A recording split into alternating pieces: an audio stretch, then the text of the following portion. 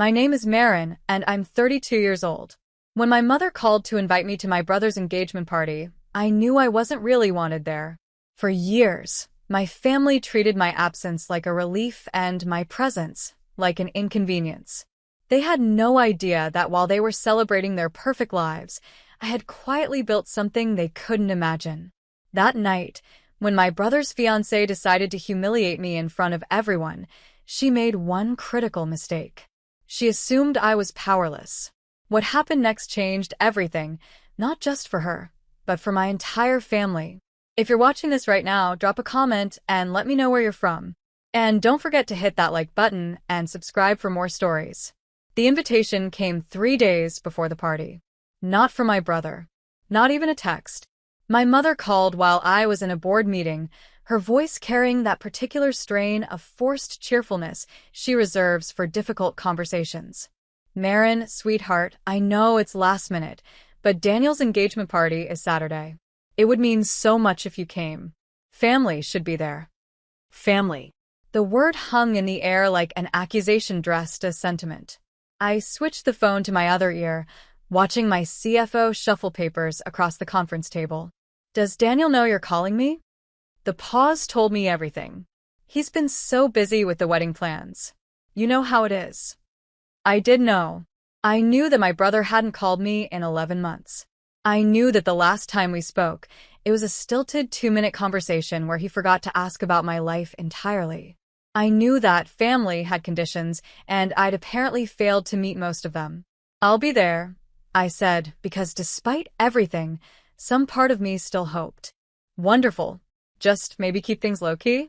You know how Daniel gets anxious. Translation: don't embarrass us. Don't remind everyone that you exist. Don't make your presence a problem.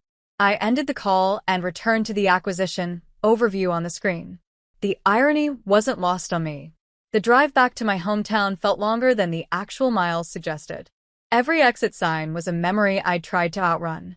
I'd left this place 6 years ago with a business degree, 2 suitcases, and a reputation as the daughter who wanted too much. Too ambitious. Too difficult. Too unwilling to smile through discomfort. My brother Daniel stayed. He took the job at the family friend's company, bought a house 3 streets from our parents, showed up to Sunday dinners. He was safe, predictable, grateful. Everything I refused to be. And he'd been rewarded for it. Support, connections, unconditional pride. Everything I'd been denied for the crime of wanting to build something on my own terms. I pulled into the venue parking lot and sat in my car for a solid 5 minutes, watching well-dressed people flow toward the entrance. The Ashwood estate. Daniel had chosen well. Old money aesthetics, perfectly manicured gardens, the kind of place that whispered exclusivity. I checked my reflection in the rear-view mirror. Charcoal blazer, simple jewelry, hair pulled back in a way that read professional rather than festive. I looked exactly like what I was. Someone who'd built a life elsewhere and didn't quite fit into this world anymore. Maybe I never had. I stepped out of the car, straightened my shoulders, and walked toward a party where I was technically invited but practically unwelcome. The moment I entered, I felt it. The shift in energy that happens when someone unexpected arrives. Conversations didn't stop, but they changed tone. Eyes tracked my movement across the room with the kind of assessment usually reserved for gatecrashers. A woman in a pale pink dress leaned toward her companion. Is that his sister? She doesn't look like family. I'd heard variations of this my entire life. Daniel, with his easy smile and conventional charm, looked like he belonged everywhere. I looked like I was trying too hard or not trying at all, depending on who was judging. No one greeted me. No one offered to take my coat or point me toward drinks. I was technically present but functionally invisible, which was somehow worse than not being invited at all. I spotted my mother near the champagne fountain, her face brightening with relief when she saw me. She hurried over, gripping my arm with urgent affection. You came. Thank you for coming. You asked me to. I know, but... She glanced around nervously. Daniel's fiancée, Victoria, she's lovely, but very particular about today. Just try to blend in, okay? Blend in. Another translation. Make yourself smaller. Take up less space. apologize for existing. Before I could respond, I caught sight of her. Victoria. She stood at the center of a group of admirers, radiant in an ivory dress that probably cost more than most people's monthly rent. Her laugh rang out, practiced and perfect, the kind that invites everyone to join in on a joke they're not quite hearing. Her eyes swept the room and landed on me. The assessment was instant and brutal. She took in my outfit, my posture, my entire presence in less than 3 seconds, and her expression shifted from curiosity to something colder. Territorial. Hostile. I'd seen that look before. It's the look women give other women when they perceive a threat, even when none exists. I wasn't here to compete. I was barely here at all. But she didn't know that. She only knew I was someone she hadn't vetted, someone who'd arrived without her approval, someone who didn't fit the aesthetic of her perfect day. I forced myself to move deeper into the room, searching for my brother. I found him near the bar, surrounded by friends I vaguely recognized from his college years. He looked happy. Genuinely happy, in a way I hadn't seen in years. When he finally noticed me, his expression flickered. Surprise, then something uncomfortably close to embarrassment. Marin. He crossed the distance between us, pulling me into a hug that felt more like an obligation than affection. You made it. Mom said family should be here. His smile tightened. Yeah, of course. I'm glad you came. He wasn't. I could feel it in the way he released me too quickly, in the way his eyes darted toward Victoria, checking to see if she'd noticed us. Congratulations, I said, meaning it despite everything. She seems great. She is. She's amazing. He shifted his weight, clearly uncomfortable. Listen, I should get back. Lots of people to greet, you know how it is. I did know. I knew I wasn't important enough to hold his attention for more than 90 seconds at his own engagement party. He squeezed my shoulder and disappeared back into the crowd, leaving me standing alone near a decorative pillar, wondering why I'd bothered to come. My phone buzzed in my purse. I pulled it out discreetly, angling the screen away from casual observers. A text from Marcus, my senior VP of operations. Final numbers are in. Board wants to know if you'll make the announcement tonight or wait until Monday. Your call. I stared at the message, my thumb hovering over the keyboard. The announcement. The restructuring.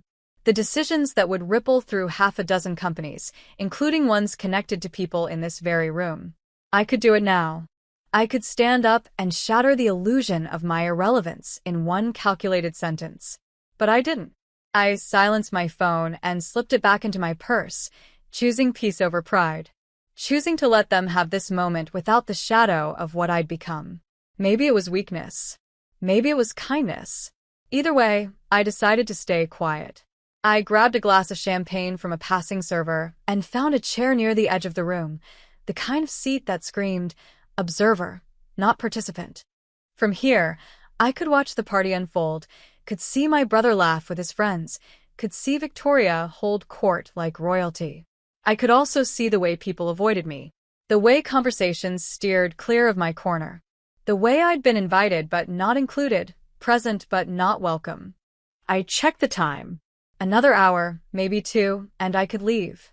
I could drive back to my real life and pretend this detour into the past hadn't hurt as much as it did. My mother appeared beside me, her smile strained. Are you having a good time? It's a beautiful party. Victoria worked so hard on every detail. She's very talented. I nodded, sipping champagne I didn't want, listening to praise for a woman who'd looked at me like I was trash the moment I walked in. I'm proud of Daniel, Mom continued. He's done so well for himself. Stable job, beautiful fiancée, everything falling into place. Everything except his relationship with his sister, apparently. But pointing that out would make me difficult again. Too sensitive, unable to just be happy for him. So I smiled and agreed, and let the moment pass. Across the room, Victoria laughed at something someone said, her hand resting possessively on my brother's arm. She caught me watching and her expression shifted again, that same territorial coldness. She leaned toward Daniel, whispering something I couldn't hear. He glanced my way, then quickly looked away. I felt it then. The certainty that whatever came next wouldn't be kind. That my presence here, my very existence in this space, was being discussed as a problem that needed managing. My phone buzzed again. Another message, this time from my attorney. Contracts finalized. Ready when you are. I read it twice, then locked my screen. I'd built something real. Something powerful. Something that existed entirely separate from this room and these people and their judgments. But sitting here, watching my brother celebrate with everyone except me, I felt 6 years old again. Unwanted. Inconvenient. Wrong. I decided then that I'd stay. Not out of hope anymore, but out of something harder. I wouldn't let them chase me out of another family space. I wouldn't make myself smaller to make them more comfortable. Whatever came next, I'd face it. I just didn't know yet how much that decision would cost. The shift happened during the toasts. Victoria's father stood at the front of the room, champagne glass raised, delivering a speech about legacy and family and the importance of choosing the right partner. The crowd listened with dutiful attention, nodding at appropriate moments, laughing at rehearsed jokes. I stayed in my corner, half listening, counting down the minutes until I could reasonably leave. That's when I made the mistake of moving. I needed air, or another drink, or just distance from the weight of being systematically ignored. I stood and began weaving through the clusters of guests toward the terrace doors. I didn't make it halfway. Victoria's voice cut through the ambient conversation, sharp and deliberately loud. "Excuse me, who invited this trash?" The words landed like a slap. Conversations stuttered and stopped. Heads turned. The room inhaled collectively, waiting to see who she was talking to. I froze, champagne glass still in my hand, suddenly hyper-aware of every eye in the room tracking toward me. Victoria stood near the center of the room, surrounded by her bridesmaids, her expression a perfect mixture of confusion and disgust. She looked me up and down slowly, making sure everyone followed her gaze. "I'm sorry, do you work here?" Because guests were supposed to check in at the door. The implication was clear. I didn't look like I belonged. I must be staff. Or worse, a crasher. There was a half-second of silence. That terrible moment where cruelty hangs in the air and everyone gets to choose whether to join in or push back. They chose. Laughter erupted. Not nervous laughter, not uncomfortable chuckling. Real, genuine amusement at my expense. Like Victoria had just delivered the punchline to a joke everyone had been waiting for. A man in a navy suit grinned. "Maybe she's lost. Should we call security?" someone else stage whispered. More laughter. Louder now. I stood completely still, my face burning, my throat tight. I'd been humiliated before. I'd been dismissed, underestimated, talked over. But this was different. This was public execution disguised as a joke. And then I looked at my brother. Daniel stood less than 10 feet away, champagne glass frozen halfway to his mouth. Our eyes met, and for one terrible second, I saw the calculation happen. The choice he was making in real time. Defend his sister or protect his fiancée. He laughed. Not loudly, not enthusiastically, but enough. An awkward chuckle that said, "I'm not involved in this," while simultaneously choosing a side. Then he looked away. That hurt more than Victoria's words. More than the crowd's laughter. More than every casual cruelty I'd endured tonight. My mother stood near the cake table, her face pale, her hands gripping her purse. She looked horrified but said nothing. Just like she'd said nothing when I was labeled difficult for wanting opportunities Daniel got automatically. Just like she'd said nothing when family gatherings became easier without me. Peace over protection. Again. Seriously though, Victoria continued, emboldened by the laughter. Security should check IDs. We can't just have anyone wandering in. Another woman, one of Victoria's friends, leaned in with mock concern. "Honey, the staff entrance is around back. Someone can show you." The laughter swelled again. I watched it spread like wildfire, each person's amusement feeding the next. A man I didn't recognize pulled out his phone, clearly considering whether this moment was worth recording. Others whispered behind their hands, already turning this into a story they'd tell later. I felt something inside me crack. Not break, not shatter. Just crack. A hairline fracture in whatever had been holding me together. This wasn't misunderstanding. This was intentional. Calculated. Victoria wanted me to feel small, and she'd orchestrated this moment perfectly. And my brother let her. I could have defended myself. I could have shouted back, made a scene, forced them to acknowledge me. But that would have made me exactly what they expected. Difficult, emotional, unable to handle a joke. So I did something else. I stepped backward, slowly, deliberately, letting the cruelty fully expose itself. I set my champagne glass on a nearby table with deliberate calm. I didn't cry. I didn't argue. I just watched. Victoria noticed my restraint, and it seemed to irritate her. She'd wanted a reaction, wanted me to confirm her assessment by getting upset. I'm just saying, she announced to the room, we worked really hard on this event. It's invitation only, for a reason. Someone near her actually applauded. My phone buzzed in my purse. I felt it but didn't check it. Probably Marcus again, probably the legal team, probably people who actually valued my presence instead of treating it like contamination. Victoria turned to someone I assumed was the venue coordinator, her voice dripping with false politeness. Could you check the guest list? I don't remember approving any plus ones for the family table. The implication hung there. I wasn't family. Not really. Not in any way that mattered. Daniel shifted uncomfortably. For a moment, I thought maybe he'd say something. Maybe he'd remember that we used to be close, that we used to protect each other, that I was his sister before I was his inconvenience. Instead, he pulled Victoria aside, his hand on her elbow, his voice low and urgent.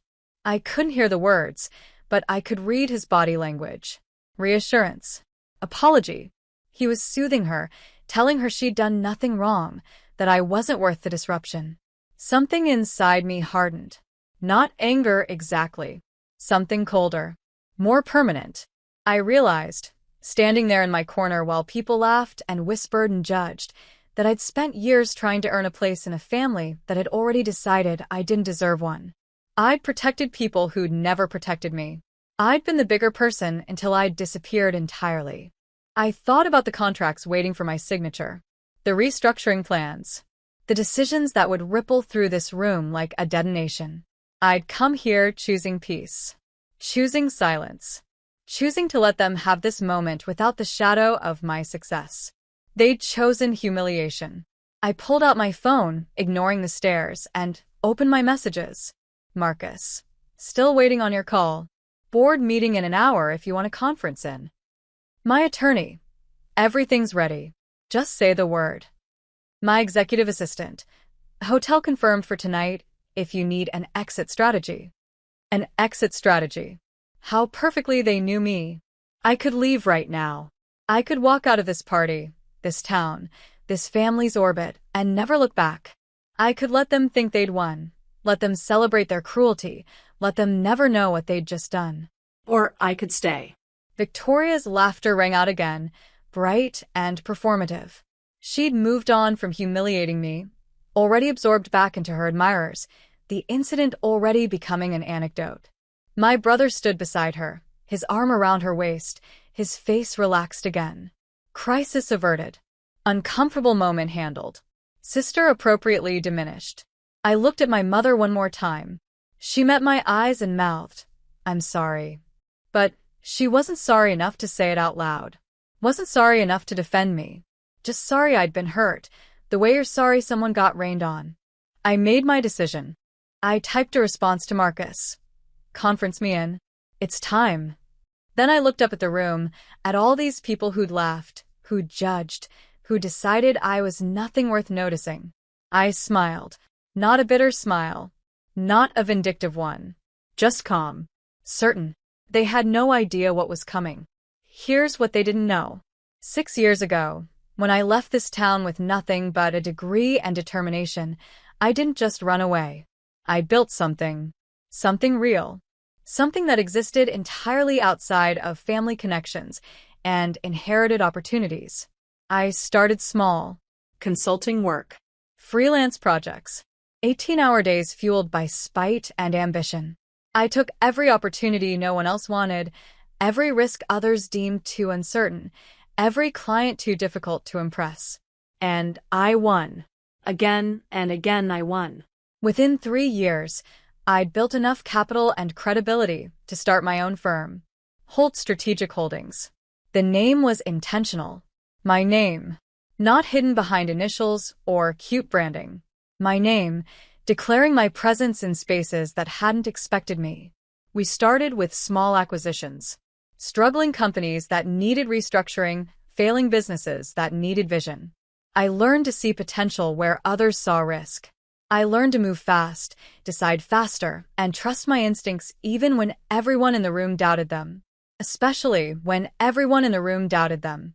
For years in, we went regional. My team grew. My reputation shifted from promising to formidable. I made enemies and allies, sometimes in the same negotiation. I learned that being underestimated was an advantage if you knew how to use it. And I always knew how to use it. Last year, Holt Strategic Holdings completed its largest acquisition series to date. 6 companies across 3 industries, all interconnected through supply chains and shared infrastructure. The kind of portfolio move that gets written up in business journals and dissected in MBA programs. One of those companies was Brennan Industrial Solutions, Victoria's father's company. I'd known when we started due diligence. Of course I'd known. The moment his name appeared on the acquisition target list, I'd recognized it. Victoria Brennan. Engaged to my brother. Daughter of a man whose company was hemorrhaging money due to mismanagement and outdated practices. I could have pulled out. Could have directed my team toward different targets, avoided the complication entirely. But the numbers were too good. The opportunity too clear. And honestly, some part of me wanted to see what would happen when power shifted and people like Victoria's father realized they weren't untouchable. So we moved forward. Quietly. Deliberately. With all the legal and financial machinery I'd built specifically for moments like this. The acquisition closed 3 weeks ago. Majority ownership, controlling interest, complete operational authority pending final restructuring approval. Victoria's father still thought he was in charge. He thought the investors were silent partners, content to collect returns while he maintained his title and his ego. He had no idea the investor was me. I deliberately kept my identity out of the press releases. Let male executives front the announcements.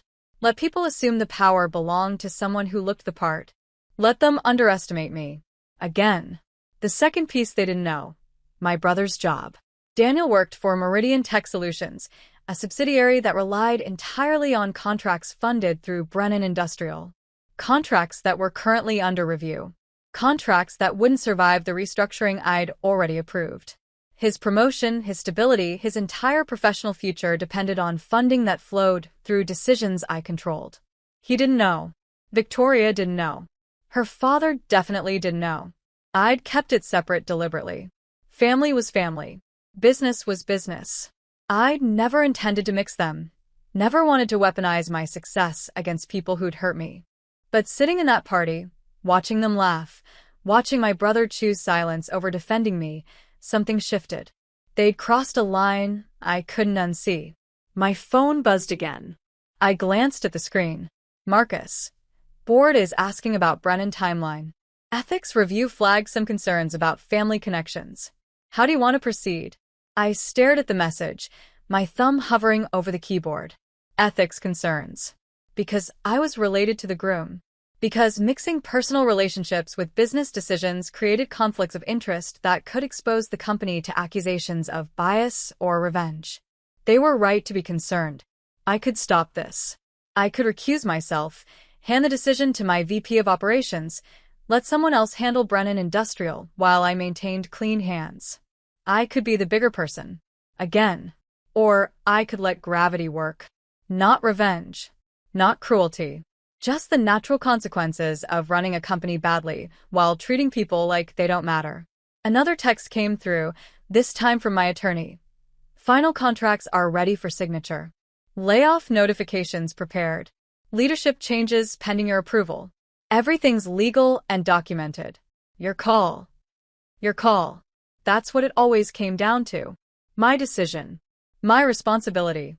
My choice to either protect people who'd never protected me or let the business realities play out exactly as they would have regardless of family connection. I looked up from my phone. Across the room, Victoria held court, radiant and confident, surrounded by people who hung on her every word. She caught me looking and her expression shifted to something smug. She thought she'd won. Thought she'd successfully put me in my place, reminded me of my irrelevance, reinforced the hierarchy where she mattered and I didn't. She had no idea she was celebrating a future built on money and security I quietly controlled. Her father stood nearby, laughing with investors he thought he'd impressed, creditors he thought he'd convinced. Planning expansions and promotions and futures that wouldn't survive the restructuring my team had already designed. My brother leaned against the bar, completely relaxed now that the uncomfortable moment with his sister had passed. He had no idea his job was one signature away from disappearing. No idea the promotion he'd been bragging about earlier would never materialize. No idea that his silence tonight had consequences. The irony was almost beautiful. They'd spent the evening treating me like nothing, while standing on ground I literally owned. I could walk away. I could let this go, let them have their party and their illusions, drive back to my real life and pretend tonight never happened.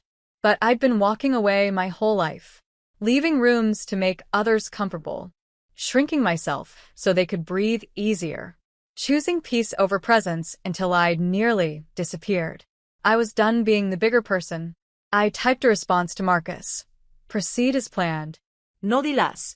I'll handle the family connections personally. To my attorney. Finalize everything. I'll make the announcement myself.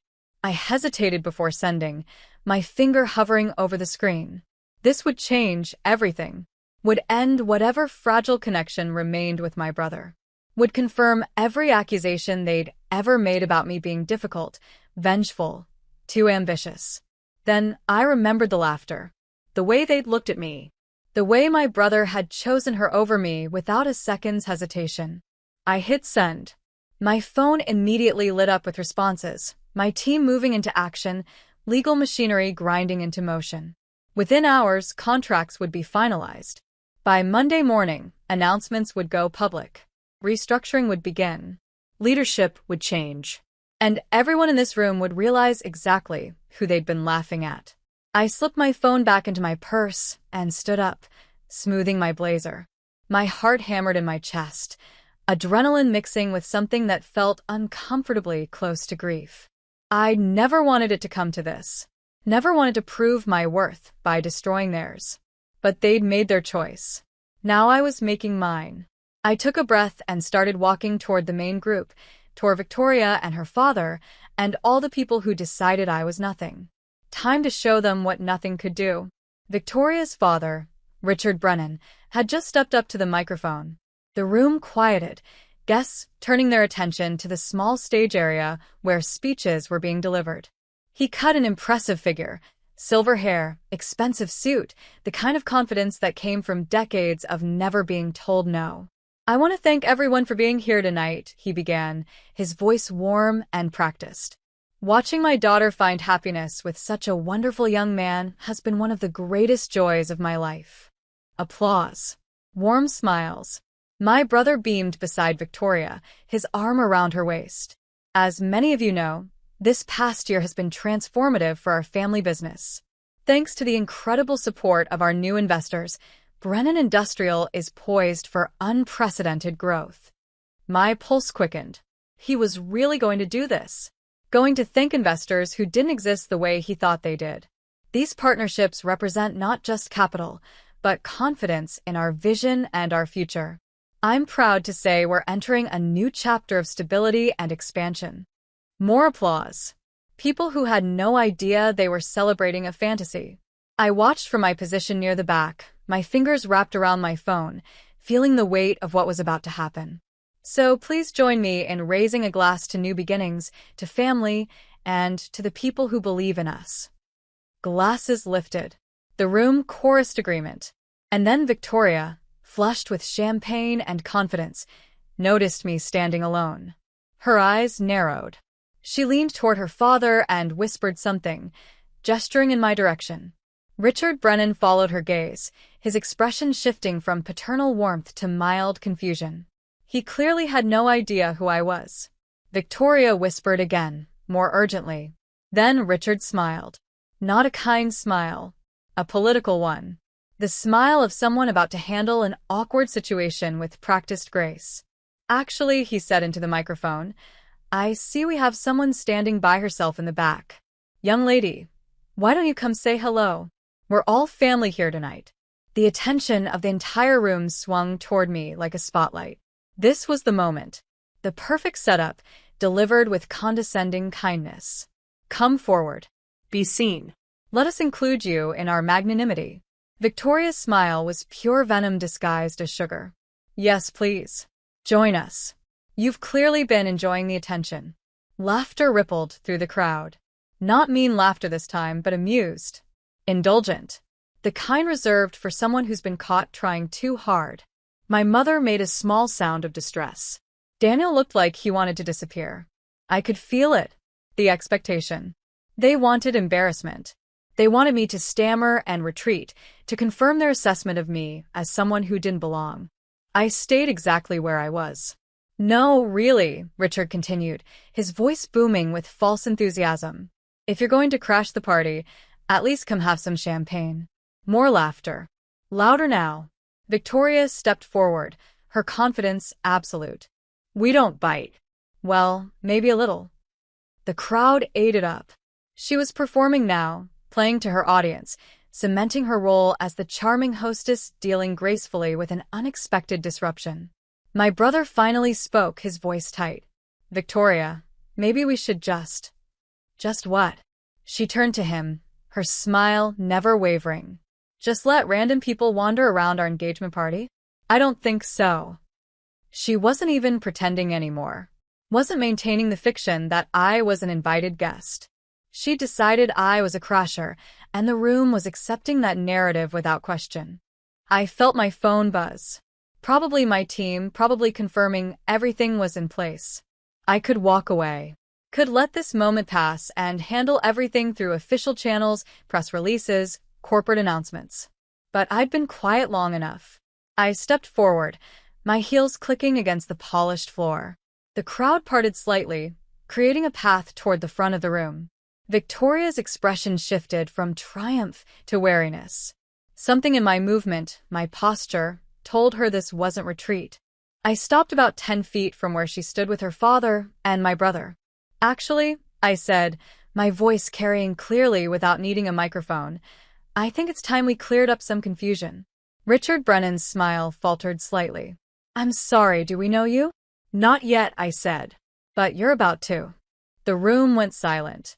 Not the anticipatory silence of people waiting for a punchline, but something else. Something uncertain. Victoria stepped forward, her face flushed.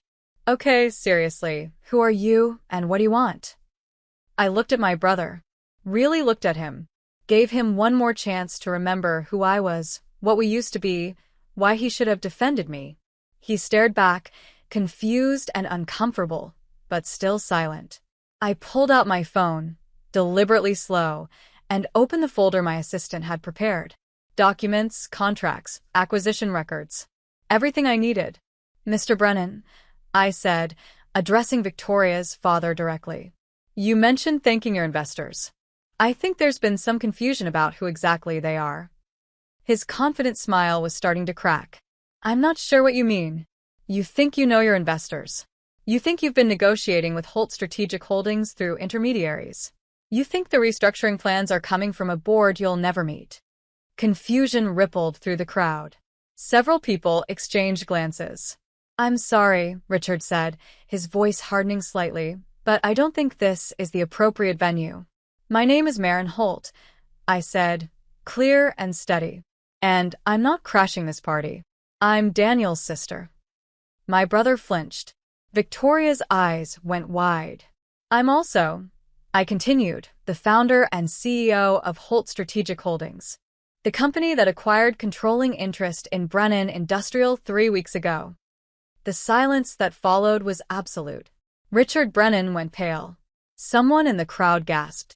An executive I recognized from the acquisition meetings pulled out his phone, clearly verifying what I'd just said. Victoria looked from me to her father to my brother, trying to process information that didn't fit her understanding of the world. "That's impossible," Richard said, but his voice lacked conviction. "The investors are represented by executives I hired to front negotiations, yes. I prefer to keep my identity out of initial discussions. Prevents exactly this kind of awkward situation." I pulled up the acquisition documents on my phone and gestured toward the large screen that had been showing engagement photos earlier. "May I?" No one answered. I took that as permission. Within seconds, my assistant had mirrored my phone to the screen. Corporate documents filled the display. Holt Strategic Holdings logo, acquisition terms, signatures, dates. All of it real. All of it legal. All of it undeniable. Victoria's father stared at the screen like it was written in a foreign language. "This can't be right," he muttered. "I've been working with David Chun," he said. "David is my VP of operations. He reports to me." Another executive, someone from Brennan's board, spoke up from the crowd. "Ms. Holt, I apologize. We had no idea you'd be here tonight. If we'd known." "You would have what?" I asked. "Treated me like an actual person instead of trash someone invited by mistake?" Victoria made a small sound. Not quite a gasp, not quite a denial. My brother finally found his voice. "Marin, what are you doing?" I looked at him, at the panic starting to dawn in his eyes as he began to calculate what this meant for him. "I'm correcting the record," I said simply. "Your fiancée asked who I was. I'm telling her." I turned back to the room, to all these people who'd laughed, who'd judged, who decided I was nothing worth noticing. Brennan Industrial is one of 6 companies in our current portfolio. The restructuring Mr. Brennan mentioned? That's real.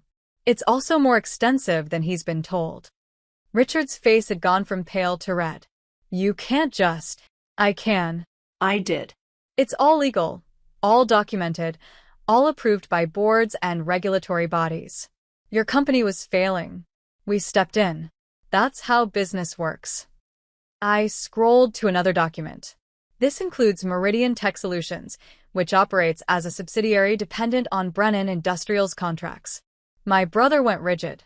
He knew. He finally understood. "Daniel," I said softly, "that's where you work.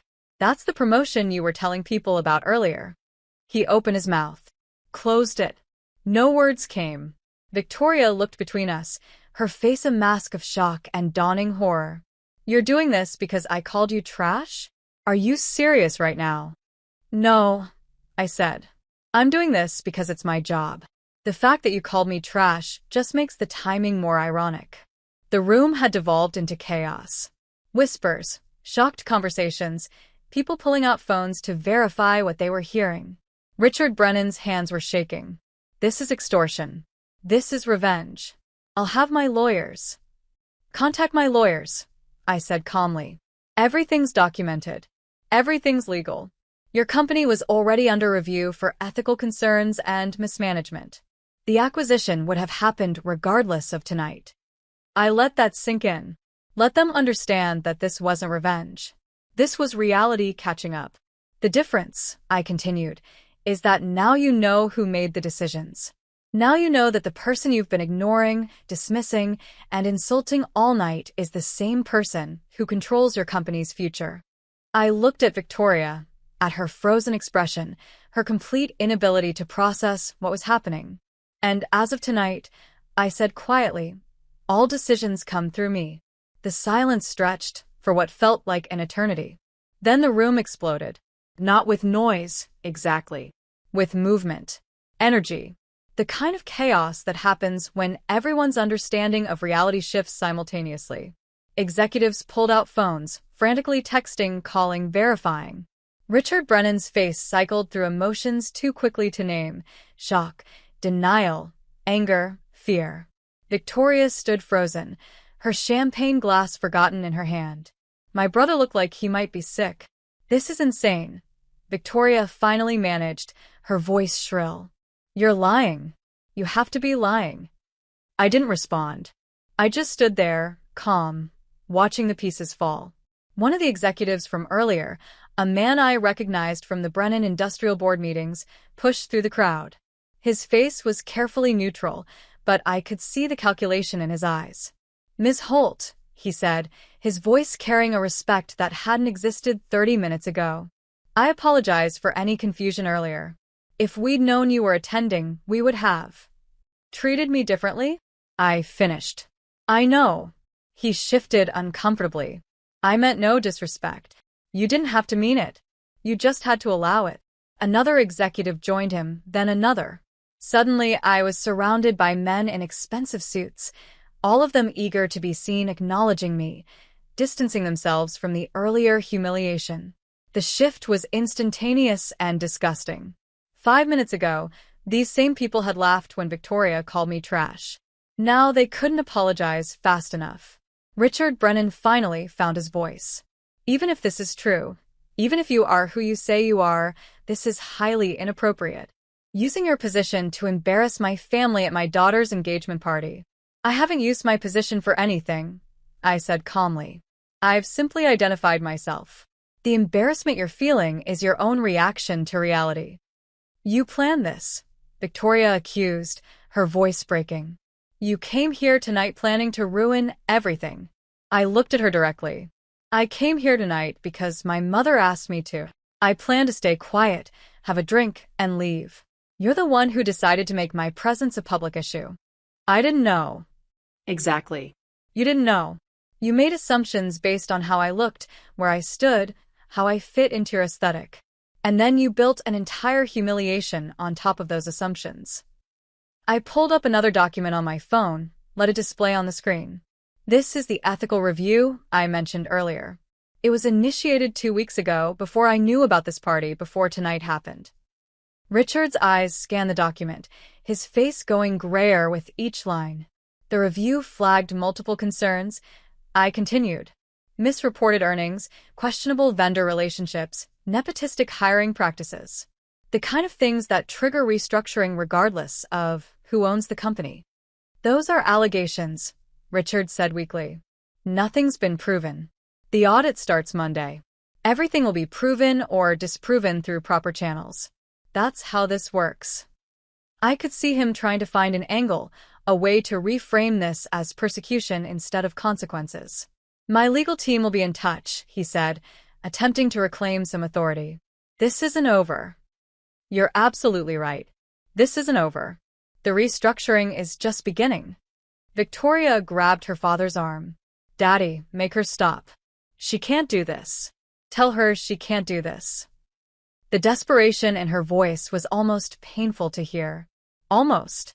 I'm not doing anything to you," I said. "I'm doing my job. The fact that it affects you is unfortunate but irrelevant." My brother finally stepped forward. His face was pale, his hands shaking slightly. "Marin, can we talk? Privately? About what?" "About all of this. About your company, about my job, about—" He glanced at Victoria, then back to me. "About what happened tonight. You mean about your fiancé calling me trash, and you laughing instead of defending me?" He flinched. "I didn't laugh at you. I just—" "Just what?" "Just stayed silent. Just let it happen. Just chose her over your own sister, without a second thought." "That's not fair," he said, but his voice lacked conviction. "Fair." The word tasted bitter. "You want to talk about fair?" The crowd around us had gone quiet again, watching this family drama unfold with the fascination of people observing a car crash. I took a breath, trying to find the words that would make him understand without completely destroying what little remained between us. 6 years ago, I left because staying meant becoming invisible. Tonight proved I was right. "I didn't know you were successful," he tried. "If I'd known, if you'd known I had power, you would have treated me better? That's not the defense you think it is." He opened his mouth, closed it, clearly struggling to find words that would fix this. They didn't exist. My phone buzzed. I glanced at the screen. My CFO confirming that board members had been notified, legal had finalized contracts, PR had prepared statements for Monday morning. Everything was in motion. Gravity was working. I looked back at my brother, at this person I used to know, used to trust, used to believe would always have my back. Your job is under review, I said quietly. Not because of tonight, but because Meridian Tech's funding structure was never sustainable. The contracts you were depending on don't exist anymore. Marin, please. I'm not firing you out of spite. I'm not even firing you personally. I'm restructuring a portfolio of companies that were built on unsustainable practices. You just happen to work for one of them. So that's it? You're going to destroy my career because Victoria made a mistake. Victoria didn't make a mistake. She revealed exactly what she thinks of people she considers beneath her. And you let her. That's not a mistake. That's a choice. Victoria stepped forward, her face blotchy with tears and anger. You're a vindictive, bitter person. This whole thing proves it. Maybe, I said. Or maybe I'm just done letting people treat me like nothing and calling it kindness when I don't react. I turned to address the room one final time. The restructuring announcements will be public Monday morning. Anyone with questions can contact Holt Strategic Holdings through official channels. Anyone affected by the changes will be notified through proper employment procedures. My voice was steady, professional, completely void of the emotion churning underneath. This engagement party is a private family event, and I've clearly overstayed my welcome. I'll leave you all to celebrate. I started to walk toward the exit, the crowd parting automatically now, people stepping aside with a deference that would have been useful an hour ago. My mother caught my arm as I passed. Marin, sweetheart, please don't leave like this. I looked at her, at the tears in her eyes, at the familiar plea for peace at any cost. You asked me to come. You asked me to keep a low profile. I tried. This is what happened when I tried. I know, but what, Mom? But I should forgive them? But I should be the bigger person? But I should just let it go. She didn't answer. She never did. I gently removed her hand from my arm. I love you, but I'm done shrinking myself to fit into spaces that don't want me. I walked out of the Ashwood estate into the cool night air, leaving behind the chaos, the shock, the complete dismantling of everyone's comfortable assumptions. Behind me, I could hear the party dissolving. Raised voices, urgent phone calls, the sound of celebration curdling into crisis. I got into my car, started the engine, and sat there for a moment, hands on the steering wheel, processing what had just happened. I'd done it. I'd stopped protecting people who humiliated me. I'd used the power I'd built to force recognition, respect, acknowledgement. It should have felt like victory. Instead, it felt like grief. The fallout began before I even made it back to my hotel. My phone lit up with notifications, news alerts, social media mentions, messages from industry contacts who'd somehow already heard what happened. The engagement party revelation was spreading through business circles like wildfire. By the time I pulled into the hotel parking lot, my assistant had called twice, and my VP of operations had sent a detailed summary of immediate reactions. The story was out, and it was out of my control. I sat in my hotel room, laptop open, watching the narrative take shape in real time. Someone had leaked details, probably one of the executives at the party. By midnight, business blogs were running headlines about family drama at corporate acquisition reveal. My phone rang. Marcus, my senior VP. Tell me you didn't plan this as a publicity stunt, he said without preamble. I didn't. Because it's working like one. Our website traffic is up 400%. 3 major investors have reached out asking about partnership opportunities. The PR team is fielding calls from every business publication in the region. I closed my eyes. What about Brennan Industrial? Their stock took a hit after hours. Not catastrophic, but noticeable. Investors are spooked by the family connection angle. And Meridian Tech? A pause. Employees are panicking. Someone leaked that restructuring is coming. HR is getting flooded with calls. My brother's job. His colleagues. People who had nothing to do with tonight suddenly caught in the blast radius. Send out the official statement, I said. Emphasize that restructuring decisions are based solely on financial sustainability and operational efficiency. No personal factors. Make that clear. Already drafted. Legal approved it. Do you want a review before? No. Send it. After Marcus hung up, I opened my personal messages. 17 missed calls from my mother. 8 texts from my brother, progressing from confusion to anger to desperation. I didn't respond to any of them. Instead, I opened my laptop and pulled up the full restructuring plan my team had developed weeks ago. The plan that existed before tonight, before the humiliation, before the revelation. The numbers didn't lie.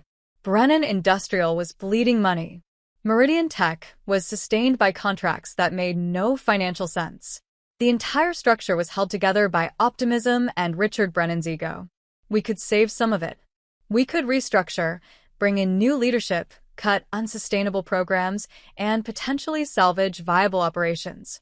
But it would cost jobs. It would cost careers. It would cost people like my brother their stability.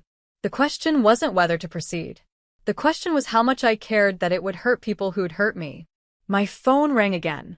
This time, a number I didn't recognize. Miss Holt? This is Jennifer Chin from the Regional Business Journal. I'm writing a piece about tonight's events, and I'd love to get a quote. No comment. Is it true you acquired your brother's employer specifically too? I hung up. 3 more calls came in rapid succession. All reporters. All asking variations of the same question. Was this revenge or business? The answer should have been simple. Business. Obviously business. The acquisition made sense independent of personal connections. The restructuring was necessary independent of family drama. But I'd reveal myself at that party.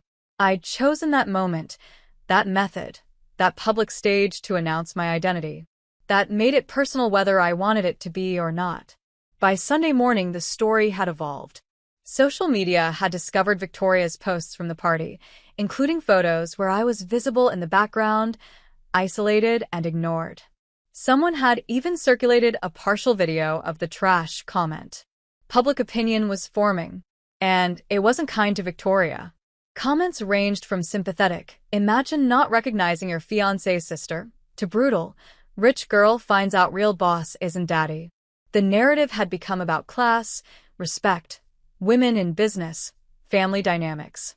It had become about everything except what actually mattered, the financial sustainability of failing companies. My mother called at 9 a.m. I answered this time. Maren, you need to stop this. Her voice was strained, exhausted. Stop what? Whatever you're planning. Whatever you're going to do to Daniel's job, to Victoria's father. You've made your point. You've humiliated them. Isn't that enough? I haven't humiliated anyone. I've identified myself and proceeded with business operations that were already planned. You revealed yourself at Daniel's engagement party. You did it publicly, knowing it would embarrass everyone. I revealed myself after Victoria called me trash, and everyone laughed. Context matters. A long silence. Then, softer. She shouldn't have said that. I know she shouldn't have said that. But destroying her father's company won't fix what she did. I'm not destroying anything. I'm restructuring a failing business. There's a difference. Maren. Her voice broke. Please. He's your brother. He laughed when his fiancée humiliated me. He chose silence over defending me. He made his choice. And now you're making yours? Is that it? Is this revenge? I stared out the hotel window at the gray morning sky. This is consequences. There's a difference. Not to the people losing their jobs. That hit harder than I expected. Because she was right. The people in Meridian Tech's offices, the workers at Brennan Industrial, they hadn't laughed at me. They hadn't called me trash. They were just trying to survive in companies run by people who made bad decisions. And they'd pay for those decisions regardless of my personal feelings. The restructuring is necessary, I said quietly. The companies are unsustainable as currently structured. This was always going to happen. But it's happening now, right after what happened at the party. Everyone will think. I know what everyone will think. I can't control that. Another silence. Then, can you at least talk to your brother? He's devastated. He's scared. There's a difference. Maren. I have to go, Mom. I have meetings. I hung up before she could respond, before her familiar pleas for peace could erode the resolve I was barely maintaining. My phone immediately buzzed with a text from my brother. We need to talk. Today. Please. I stared at the message, my thumb hovering over the keyboard. What could I possibly say to him? That I forgave him? I didn't. That I understood? I didn't. That everything would be fine? It wouldn't. I typed, after the restructuring is complete. Not before. His response came immediately. You're really going to destroy my career? I'm restructuring a portfolio of companies. If your position is sustainable, it will survive the review. If it's not, it won't. Same as everyone else. You could protect me. You have the power to protect me. There it was. The assumption that power meant favoritism. That having control meant I should use it to shield the people who'd failed to shield me. I typed, I could. I won't. You taught me tonight that loyalty is conditional. So is protection. I hit send before I could reconsider, then silenced my phone entirely. By Monday morning, the announcements went public. Holt Strategic Holdings officially confirmed the acquisition and restructuring plans. Richard Brennan was placed on administrative leave, pending the ethics investigation. Meridian Tech's funding contracts were suspended pending review. The business world responded exactly as expected. Investors praised the aggressive restructuring, employees panicked, competitors circled, and media dissected every angle. My team handled it perfectly. Professional, thorough, completely focused on business fundamentals rather than family drama. But the family drama persisted anyway. Victoria posted on social media, calling me vindictive and cruel, claiming I'd destroyed her family out of jealousy. The post went viral. Half the comments supported her, painting me as a bitter sister who'd weaponized success. The other half dragged her for not recognizing her fiancée's sister and called out her privilege. The narrative was out of control. And sitting in my office, watching it unfold, I realized something important. I'd won the battle. I'd forced recognition, demanded respect, proven my power. But I'd also confirmed every fear I'd ever had about mixing personal pain with professional power. This wasn't clean. This wasn't just business. This was messy and public and personal in ways that would follow me for years. I'd stopped letting people humiliate me. But I'd also become the cautionary tale I'd always feared. The woman who couldn't separate emotion from business, who used power for revenge, who let family wounds dictate professional decisions. Even if that wasn't true, even if the restructuring was justified and necessary and would have happened regardless, the perception was cemented. And perception, in business and family both, was often more powerful than truth. 3 weeks after the party, my brother showed up at my office. I was in a meeting when my assistant knocked, her expression apologetic. Your brother is in the lobby. He doesn't have an appointment, but he's insisting he needs to see you. I should have said no. Should have told security to escort him out, told him to schedule through proper channels like everyone else. Instead, I said, give me 5 minutes, then send him in. I wrapped up the meeting, sent my team away, and sat behind my desk waiting, wondering what he could possibly say that would matter now. Daniel walked in looking smaller than I remembered. His suit was wrinkled, his face drawn. He'd lost weight. Thank you for seeing me, he said, hovering near the door. You have 10 minutes. He flinched but moved further into the room, taking the chair across from my desk without being invited. I got fired, he said bluntly. Official notice came yesterday. Position eliminated due to restructuring. I'd known it was coming. I'd signed off on the organizational charts myself. But hearing him say it still landed like a punch. I'm sorry, I said and meant it. Are you? His voice carried an edge of bitterness.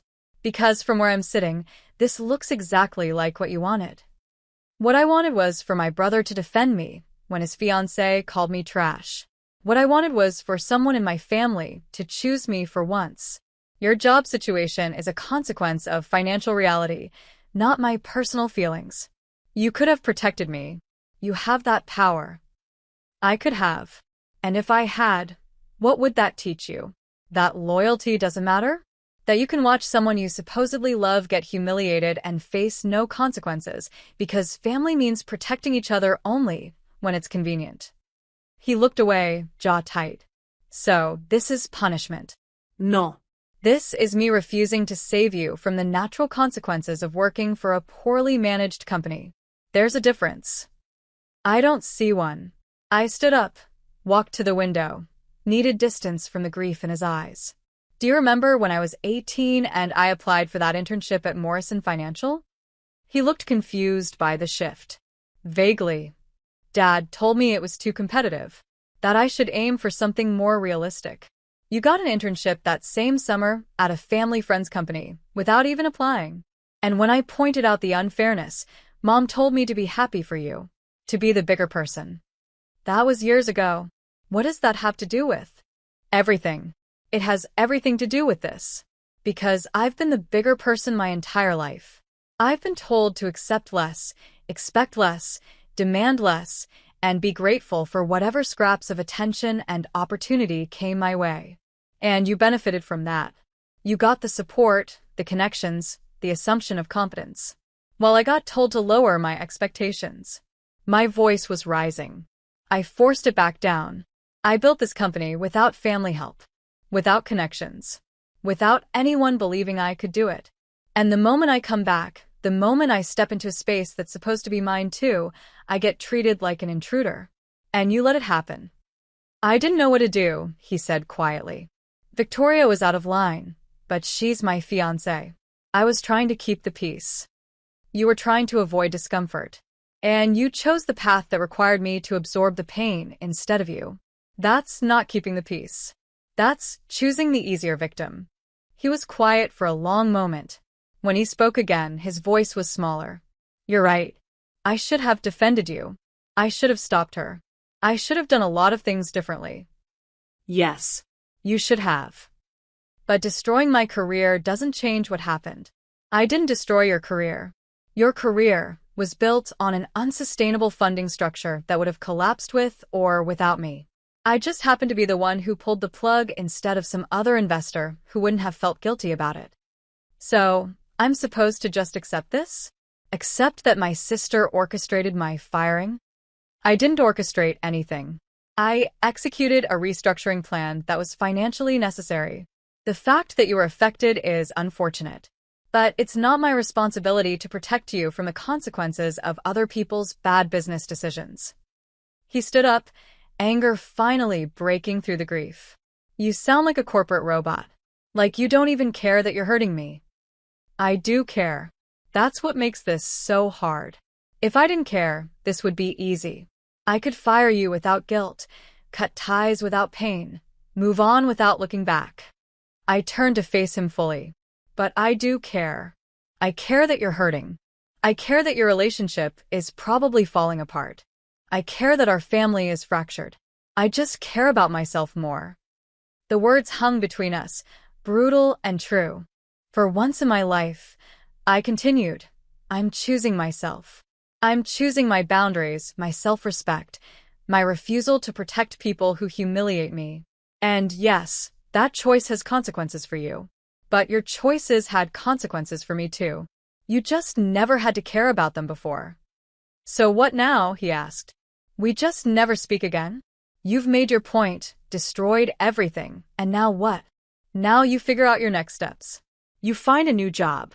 You decide if Victoria is worth staying with after what she revealed about her character. You live with the consequences of your choices the same way I've had to live with mine. And us? Is there an us anymore? I felt something crack inside my chest. I don't know. I honestly don't know if there's a way back from this. He moved toward the door, then paused. For what it's worth, I am sorry. I know that doesn't fix anything. But I am sorry. I know you are. But sorry doesn't change what happened. It doesn't change what I learned about who you are when things get uncomfortable. He nodded slowly, accepting the weight of that truth. Then he left, closing the door quietly behind him. I stood alone in my office, surrounded by the evidence of everything I'd built, everything I'd achieved. And I felt hollow. This was supposed to feel like victory, like justice, like finally standing up for myself and demanding the respect I deserved. Instead, it felt like loss. 6 months later, the restructuring was complete. Brennan Industrial emerged leaner, more focused, with new leadership and sustainable practices. Half the original workforce had been retained. The other half had received severance packages and job placement assistance. Richard Brennan had resigned, taking his ego and his mismanagement with him. Meridian Tech had been absorbed into a larger subsidiary. Some positions survived. Most didn't. My brothers hadn't. The business community praised the restructuring as aggressive, but necessary. Industry publications wrote case studies about effective corporate intervention. My company's reputation grew. And my family fell apart. Daniel and Victoria postponed their wedding indefinitely. Last I heard, they were in couples therapy, trying to salvage a relationship built on foundations that had crumbled the moment reality intruded. My mother stopped calling as frequently. Our conversations became stiff, formal. She asked about work. I asked about her garden. We talked around the Daniel-sized hole in every interaction. I didn't regret my choices, but I mourned what they'd cost. I sat in my office one evening, later than I should have been there, reviewing quarterly reports that didn't actually need my attention. Anything to avoid going home to an apartment that felt increasingly empty. My assistant knocked softly. "Miss Holt, your mother is online too." I almost said to take a message. Almost. Put her through. Mom's voice was quiet when she came on the line. "I know it's late. I won't keep you." "It's fine. What's wrong?" "Nothing's wrong. I've been thinking about what you said. About always being asked to be the bigger person." I waited, not sure where this was going. "You were right," she continued. "I did ask that of you. Constantly. And I told myself it was because you were stronger, more capable of handling disappointment. But that wasn't fair to you." "Mom, let me finish. Please." She took a shaky breath. "I asked you to be the bigger person because it was easier than confronting Daniel when he was wrong. Easier than setting boundaries with family and friends who treated you differently. Easier than dealing with discomfort." I felt tears prickling at my eyes and blinked them back. "I made you responsible for keeping the peace," she said. "And you were just a child. Just my daughter who deserved to be protected, not tasked with managing everyone else's feelings. Why are you telling me this now?" "Because I finally told Daniel the truth. That what happened at that party wasn't your fault. That you had every right to defend yourself. That if anyone destroyed his career, it was his own choices, not yours." How did he take it? Not well. But he needed to hear it. We both did. I leaned back in my chair, processing this unexpected shift. "I'm not asking you to forgive him," Mom said. Or me. "I'm just asking you to know that I finally see what I did, what I failed to do. And I'm sorry." "Thank you," I said, my voice thick. "That means more than you know." We talked for another 20 minutes. Really talked, in a way we hadn't in years. About her fears, my pain, the family patterns we'd both participated in without examining. It didn't fix everything, But it was a start. After we hung up, I sat in the quiet office, feeling something shift inside my chest. I'd spent 6 months proving I could demand respect, Could enforce boundaries. could refuse to shrink myself for anyone's comfort.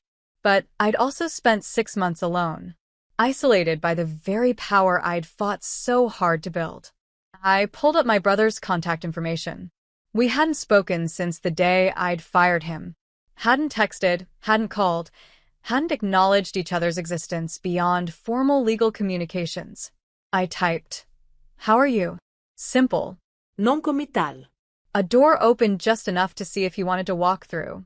The response came 10 minutes later. Getting by. New job. Smaller company. Better boss. You. I smiled despite myself. Busy. Tired. Wondering if I was right about everything or just right about some things. Probably both. A pause, then another message. "Victoria and I broke up. Turns out we had nothing in common once her dad's money and my job security were gone." I'm sorry. I'm not. Well, I am. But also not. Does that make sense? Complete sense.